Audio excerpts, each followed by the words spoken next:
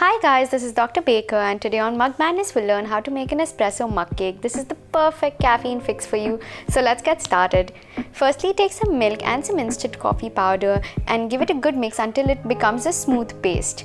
You can also use an espresso shot instead of this, but I had instant coffee on my hand, so that's what I'm using. In a microwave safe mug, take some flavorless oil. I'm using sunflower. Add in your flax and water mixture. And then add in your coffee paste that you created.